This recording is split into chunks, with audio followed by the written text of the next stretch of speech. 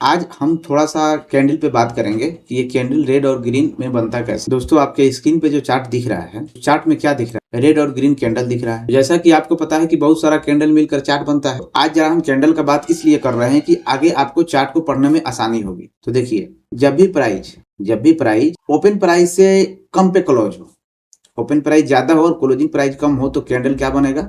हमेशा और हमेशा रेड में बनेगा। रेड में क्यों बनता है? उस दिन बिकवाली ज्यादा होती है। जिस दिन बिकवाली ज्यादा होती है उस दिन कैंडल रेड में बनता है। जब भी प्राइस क्लोजिंग प्राइस से कम हो, ओपन प्राइस क्लोजिंग प्राइस से कम हो, उस दिन कैंडल ग्रीन में बनती है। अब ये ग्रीन कैंडल क्या बताता है कि आज बाजार में खरीदार ज्यादा आए हैं, खरीदारी ज्यादा हुई। बाजार का यही फंडा है। जिस दिन बाजार में बिकवाली ज्यादा होती है उस दिन कैंडल बनता है, और जिस दिन बाजार में खरीदारी ज्यादा होती है उस दिन कैंडल ग्रीन में बनता है। अब जरा एक चीज समझिए, एक कैंडल में क्या चीज छुपा हो? एक कैंडल में 4 प्राइस छुपा होता है, ओपन, हाई, लो, क्लोज। एक कैंडल वही बताता है। तो जब भी हम किसी भी कैंडल पे अपने माउस को ले जाएंगे, जैसे इस वाले कैंडल पे हम ले गए, तो यहाँ पे हमको कुछ चीज दिख रहा है। क्या दिख रहा है? आप देखिए, 4 प्राइस दिख रहा है, ओपन, हाई, लो, क्लोज दिख रहा है। तो जब भी हम किसी कैंडल पर माउस को ले जाएंगे तो उस वाले जगह पे, इस वाले जगह पे ओपन, हाई, लो, क्लोज दिख, ये 4 प्राइस। तो एक कैंडल में 4 प्राइस होता है, न 4 से कम न 4 से ज्यादा। इक्वल हो सकता है ओपन प्राइस से क्लोजिंग प्राइस, ओपन प्राइस का इक्वल हो, चारों में कोई प्राइस आपस में इक्वल हो सकता है, लेकिन 4 प्राइस होना बहुत जरूरी है। होना जरूरी नहीं, होता ही 4 प्राइस होता ही, एक कैंडल में 4 प्राइस। अब एक चीज और समझिए, बचपन में हम स्कूल में रस्सी खेल प्रतियोगिता को, अब रस्सी खेल प्रतियोगिता में क्या होता है? बच्चों का एक समूह एक तरफ होता है और एक समूह दूसरे तरफ होता है, और दोनों लोग रस्सी को अपनी अपनी तरफ खींचते हैं। रस्सी को अपनी तरफ खींचते हैं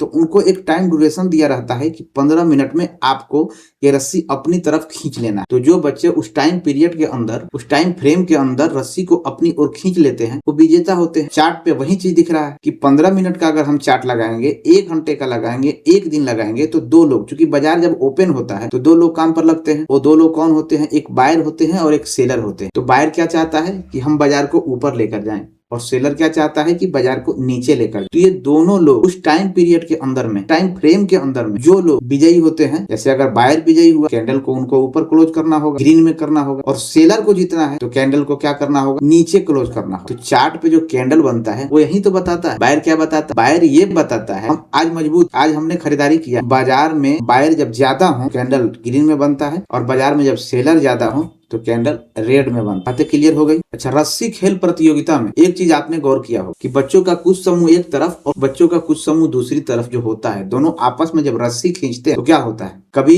एक समूह का पैर पीछे जाता है फिर आगे जाता है, दूसरे समूह का पैर पीछे जाता है फिर आगे जाता है। तो एक कैंडल पे जो वीक बनता है ना, तो रस्सी खींचने में जो बच्चों का पैर इधर उधर होता है, आगे पीछे हो, बिल्कुल उसी तरह का यहाँ पे कैंडल में वही चीज होता है। बिल्कुल उसी तरह से यहाँ पर कैंडल में जब बायर और सेलर के बीच लड़ाई, प्राइस ऊपर नीचे जो मूव करता है ना, उसी के वजह से वीक बनता है। बायर चाहता है कि हम बाजार को ऊपर ले जाए और सेलर चाहता है कि हम नीचे ले जाए। ये दोनों के बीच जब खींचातानी होती है ना, तब जाकर के वीक बन। बातें समझ में आ गई? अब जरा ये समझिए कि कौन सा समूह कितना मजबूत, इसको कैसे समझेंगे। अच्छा, एक चीज आप ध्यान से दीजिए, अगर एक तरफ 5 बच्चा हो और एक तरफ 2 बच्चा हो, जवाब झट से आ गया होगा। रस्सी खींच प्रतियोगिता में एक तरफ 5 बच्चा हो और एक तरफ 2 बच्चा हो, तो जरा आप सोचिए कि कौन सा टीम मजबूत है और किसका जीतने का चांस ज्यादा है। तो बड़ा आसानी से आपके दिमाग में एक, ये जाहिर सी बात है कि 5 बच्चे जिधर होंगे उनका जीतने का चांस ज्यादा होगा। लेकिन जरा रुकिए, अब सवाल को थोड़ा सा हम बदलते हैं। अगर 5 बच्चे कमजोर हो और 2 बच्चे इस 5 बच्चों के मुकाबले ज्यादा मजबूत हो, तो किसके जीतने का चांस? तो आप कहेंगे 2 बच्चों का। हो गया ना खेल? वही चीज होता है इस बाजार में। छोटे छोटे ट्रेडर जो हम लोग हैं, छोटे छोटे ट्रेडर, तो वो लोग कितना भी जोड़ लगा, और जैसे ही कोई बड़ा ट्रेडर आएगा, बड़ा प्लेयर आएगा, बिग मनी आएगा, प्राइस को अपने दिशा में लेकर चला जाए। अब इसका पहचान कैसे करना है, तो इसको हम आगे चल के पहचान करेंगे। अभी आपको सिर्फ कैंडल के पीछे की साइकोलॉजी को मैं समझाने का प्रयास कर रहा हूँ कि एक कैंडल बनता कैसे। अच्छा, कोई सा एक कैंडल को आप ले लीजिए, कोई सा भी एक कैंडल को आप ले लीजिए, उसके ऊपर माउस को ले जाइए। जैसे मिसाल के तौर पे मैं यहाँ पर इस रेड वाले कैंडल के ऊपर माउस को ले गया, तो यहाँ पे क्या दिखाया? इस कैंडल पे जैसे ही माउस को ले गया तो मुझे साफ साफ दिख रहा है कि इस कैंडल पे सेलर हावी, सेलर ज्यादा मजबूत थे, बाजार को नीचे लेकर चले गए। और दूसरे वाले कैंडल, ये दूसरे वाले कैंडल पे क्या हुआ? दूसरे वाले कैंडल पे बायर हावी हुआ और बाजार को ऊपर ले जाने में सक्षम। वो अलग बात है कि कितना ले गए, क्योंकि ये 2 कैंडल को ध्यान में रखिए, आगे पीछे ज्यादा मत सोचिए,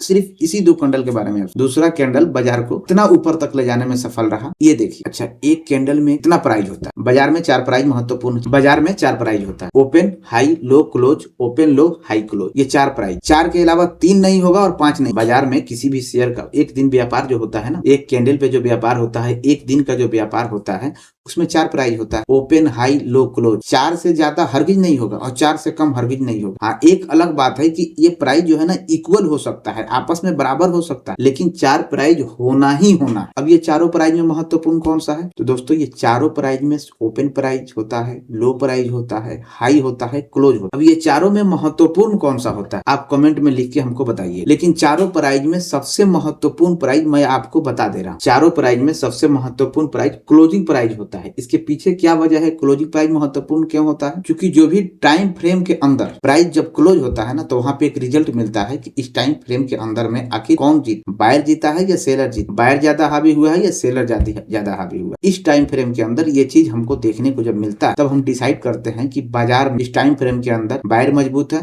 या सेलर मजबूत। समझ में आ गया चारों प्राइस। अब एक चीज और समझते हैं, चार्ट को समझने के लिए और कैंडल को समझने, चार्ट को समझने के लिए हमको कैंडल को समझना होगा। और कैंडल में अभी यूट्यूब पे 1-1 घंटे 2-2 घंटे मतलब लंबा लंबा वीडियो बना दिया गया है सिर्फ और सिर्फ मॉर्निंग स्टार पे, सिर्फ और सिर्फ इवनिंग हैमर पे। तो हमको कोई सा भी कैंडल याद करने की जरूरत नहीं है। कैंडल बनता कैसे है उसके पीछे की साइकोलॉजी को हमको समझना है कि कैंडल बनता कैसे है। हमको मॉर्निंग स्टार याद नहीं करना है, मॉर्निंग स्टार के पीछे की साइकोलॉजी को जब हम समझ जाएंगे तो खुद ब खुद हमको समझ में आ जाएगा कि हाँ यहाँ पर ऐसा कैंडल बना, हमको क्या करना। हैमर के साइकोलॉजी को हम समझ जाएंगे तो खुद ब खुद हमको समझ में आ जाएगा कि हाँ ये वाला कैंडल हमको बताना क्या चाहिए। तो कैंडल को याद नहीं करना है हमको। 3 इडियट का वो जो रट्टू मार स्टूडेंट था वो नहीं बनना है, हमको ब्रिलियंट बनना है। हमको चार्ट को समझने वाला स्टूडेंट बनना है। क्योंकि रट्टा मार ज्ञान जो है ना, वो कब आप भूल जाएंगे आपको पता नहीं चलेगा, समय पर काम नहीं आएगा, समय पर आपको याद ही नहीं है। किसी भी चीज का आप साइकोलॉजी, आपको उस चीज को समझकर जब काम करेंगे ना, तो आपको चीजें दिमाग में इस तरह बैठ जाएगी कि आप किसी भी काम में रहें, कितना भी ध्यान में इधर उधर रहें, आपको समझ में आ जाएगी हाँ भैया ये हो। तो रट्टा मार ज्ञान और जेन्युइन ज्ञान में यही फर्क। तो कैंडल के पीछे की साइकोलॉजी को समझना है। अब आपको एक चीज और मैं बता रहा हूँ, ये